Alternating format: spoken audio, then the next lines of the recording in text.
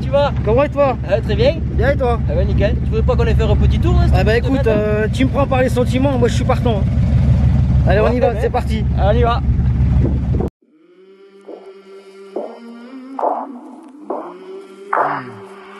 I came from the mud. There's dirt on my hands. Strong like a tree. There's roots where I stand. Oh, I've been running from the law. Hope they won't shoot me down soon.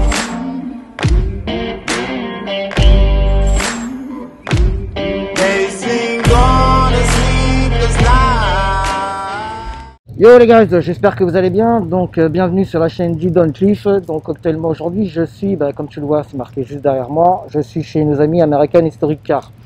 Donc on est venu aujourd'hui pour faire une présentation d'un véhicule qui est assez particulier, qui est arrivé en France là il y a quelques temps et que Fred nous a ramené donc dans son garage. Donc tu vas voir, c'est une belle pépite. Je vais te montrer ça, tu vas voir. Regarde, elle est juste là. C'est une Camaro de 1967.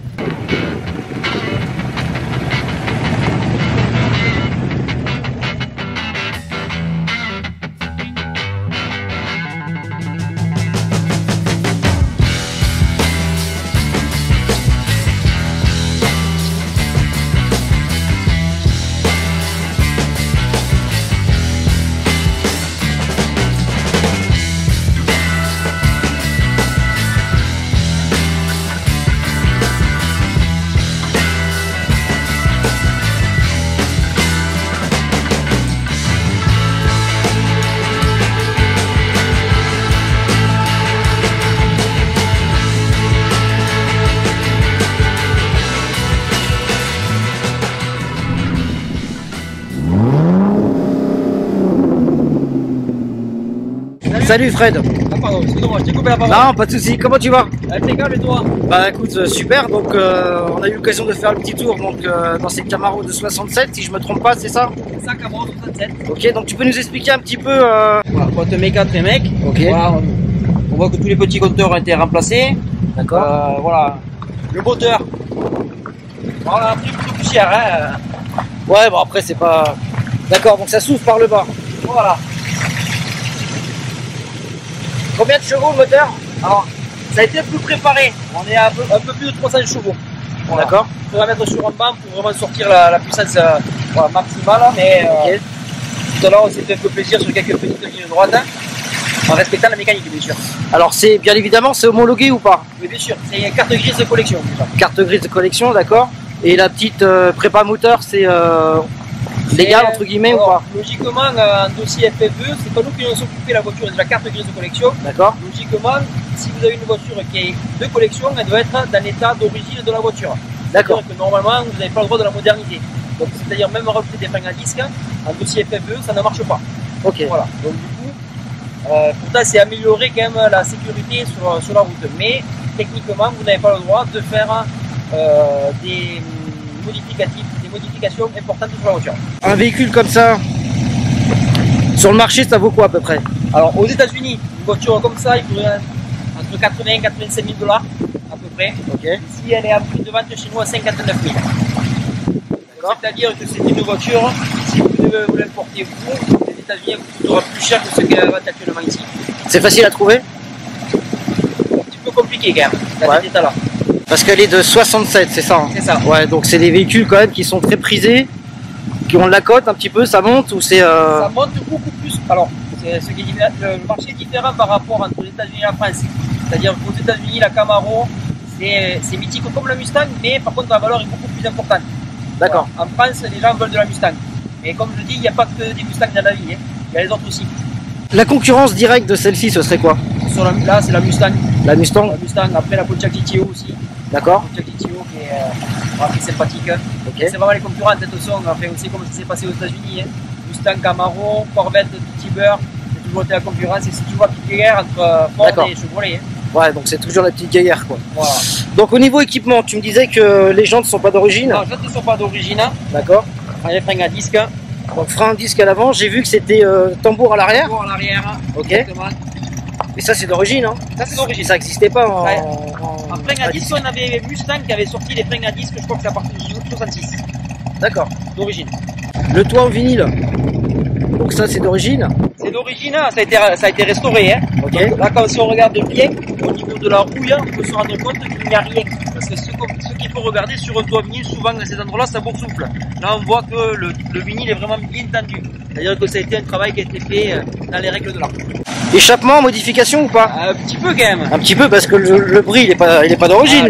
Oui, non. Hein Là, on est Donc on est en double sortie là, c'est double ça? sortie, c'est ça. Double sortie avec des inox qui ont été un petit peu en diamètre qui est un peu plus gros. Et si on appuie un peu dessus, ouais. Je vais reculer un peu, ouais.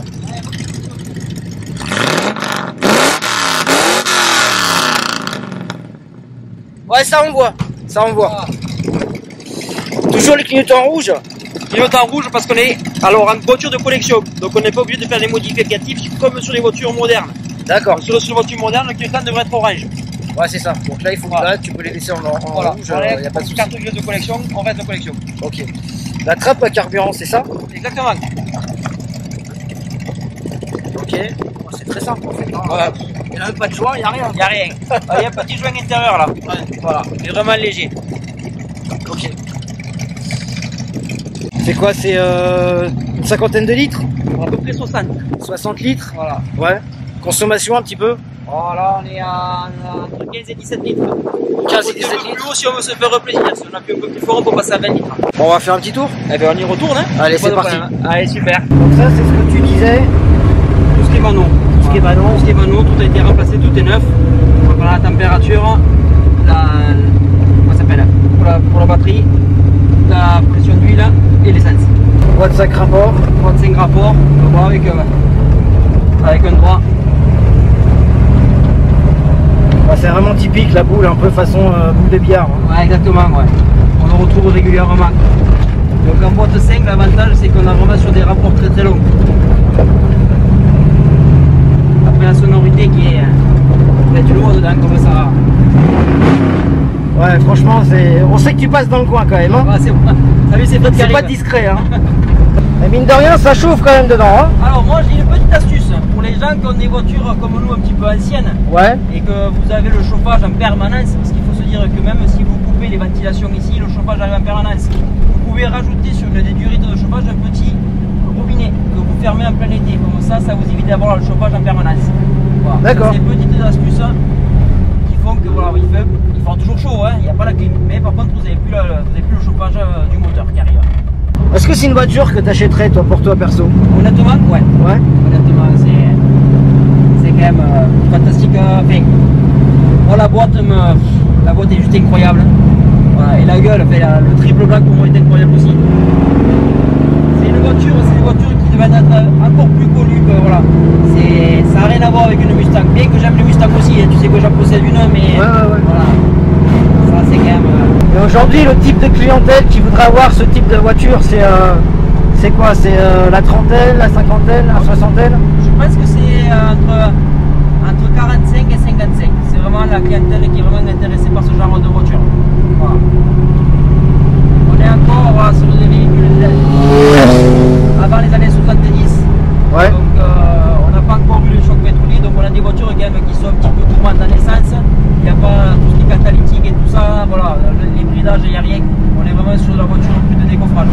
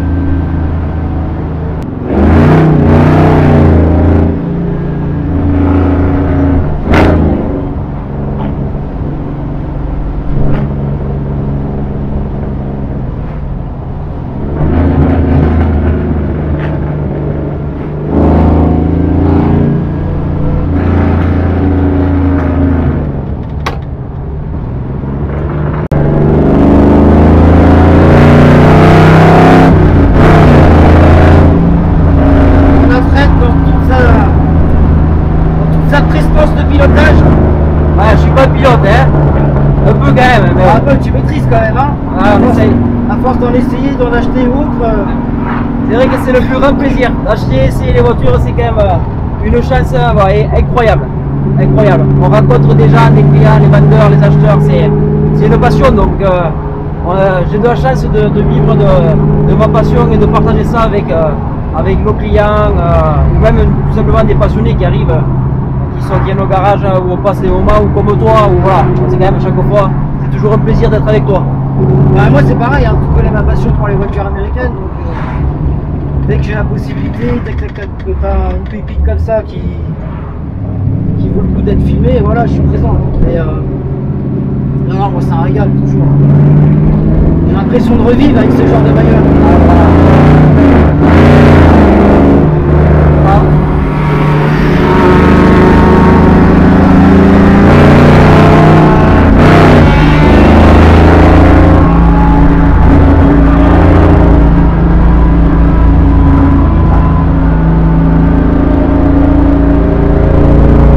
Sujet au niveau du marché en ce moment. Alors on a eu, alors on a frôlé les 2 € avec le samplon 98 quand même.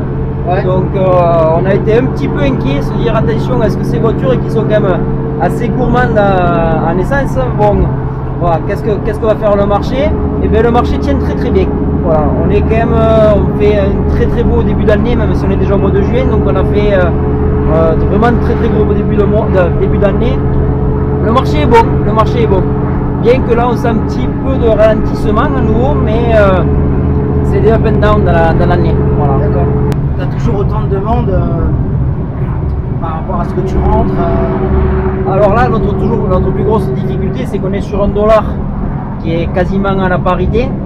Donc l'échange qu'on avait il y a quelques années entre 25-30% d'écart entre l'euro-dollar, fait que là actuellement il est quand même compliqué de trouver des très belles affaires aux États-Unis, qu'on puisse rentrer et revendre en France avec un prix relativement intéressant. Donc là on est sur un marché, on a du mal à trouver de la voiture intéressante aux États-Unis. Voilà, tout ça à cause du taux de change, hein, tout simplement, hein, et l'augmentation aussi des prix aux États-Unis. Et ça, c'est quels que soient les États ou c'est général aux États-Unis ou c'est. Tu sais que nous on travaille beaucoup en Arizona, on est à qualité très sec, ouais. Donc les voitures sont très saines. On travaille avec le sud de Californie aussi. Il y a des États où on peut faire des meilleures affaires entre guillemets sur le papier, parce que quand les voitures arrivent ici, vous achetez des véhicules qui arrivent du Midwest ou du nord des États-Unis, elles sont souvent très rouillées, ou même en Floride. Voilà, il y a beaucoup de voitures qui arrivent de Floride et qui sont vraiment très maquillées même. On peut dire qu'il y a beaucoup de maquillage. D'accord. Voilà.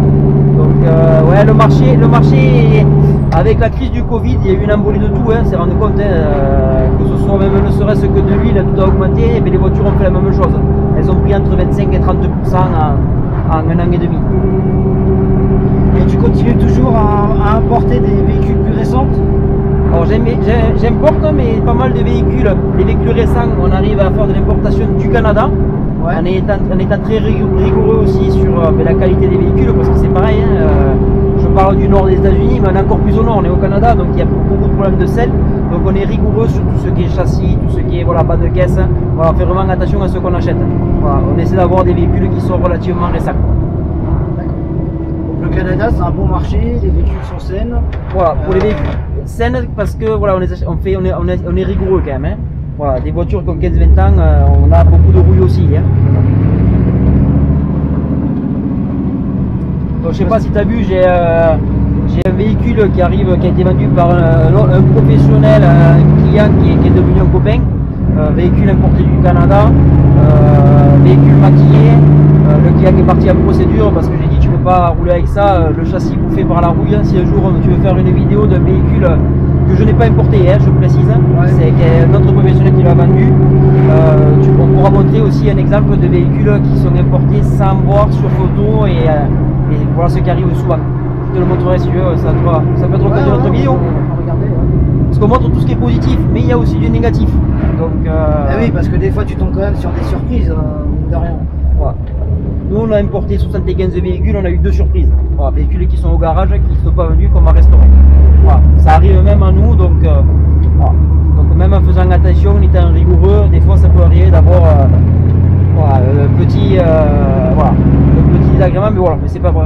refera le véhicule, on l'améliorera et voilà. Parce que celle-ci en l'occurrence, en termes de restauration ou autre, ça va, elle est propre, elle est saine, il y a 2-3 petites bricoles à faire ou Moi, ce que je ferais, moi je trouve qu'il manque la direction assistée. Pour moi, ça serait une obligation d'avoir la direction assistée. On est sur un budget de 59 000. Voilà. Une direction assistée, on pourrait même mettre qu'une seule, ne serait-ce qu'une électrique. Ça coûte pas excessivement cher et ça met quand même un confort au niveau pour la manœuvre, tout ce qui est manœuvre. Après, sur la route, comme on a fait tout à l'heure, il n'y a pas de problème. Mais dès qu'on manœuvre un petit peu, voilà, on sent que bon, on aurait besoin d'une petite direction assistée. Parce que toi, perso, tu serais plus direction assistée sur ce genre de véhicule ou tu resterais tel quel? Alors, moi, pour moi, t'as vu comme je suis puissant quand même. Donc, oui, non, mais t'es costaud, c'est pour ça, je me dis, tu peux conduire un camion, un truck. Donc, voilà. Pour moi, ça me dérange pas trop, mais ce serait quand même un petit plus de rajouter cette petite direction assistée qui fait que voilà, on aurait vraiment conduite à une seule main. Là, vraiment, il faut mettre les deux mains. Mais de toute façon, le code de la route te dit qu'il faut avoir les deux mains sur le volant. Donc, oui, enfin, ça, c'est la théorie. Sur la pratique, il y en a très peu qui le font. Ouais, voilà, tout à fait. Donc, après, moi, ce que je trouve toujours extraordinaire sur ce type de véhicule, c'est l'épaisseur du volant. Qui est relativement fin. Ah, c'est sûr que ça, quand tu prends un crash, tu te le prends sur la tête, ça pardonne pas. Et tout en métal, hein. Et tout en métal, donc je me dis qu'à l'époque, les gars quand même qui faisaient des runs avec ce genre de muscle car, ils avaient du cran dans les mains, dans les bras, hein, parce que faut tenir quoi le question. Ah, c'est sûr, c'est sûr. Aujourd'hui, quand tu vois les véhicules modernes avec des gros volants façon Formule 1, tu te dis par rapport à ça, ouais, c'est... Après, ça se change facilement, hein. Mais là, moi, je trouve que c'est le style de la voiture, son petit volant d'origine. Ouais, mais c'est le bon diamètre, en plus, je trouve que ça lui va bien, c'est bien, enfin, ça reste propre à l'origine. Après, l'avantage de cette voiture, c'est que, comme on dirait en Amérique, c'est une badass. Ouais. Voilà. Donc, on dirait un sale cul, mais si on traduit littéralement, mais c'est vraiment quand même une voiture de dingue. Bah, moi, je vois là, on est parti en septembre l'année dernière aux États-Unis. Et j'ai eu l'occasion d'aller sur Ocean Drive, tout ça, ou Santa Monica, qui est aussi au cœur de Los Angeles, sur des rassos. Et étonnamment, j'ai quand même vu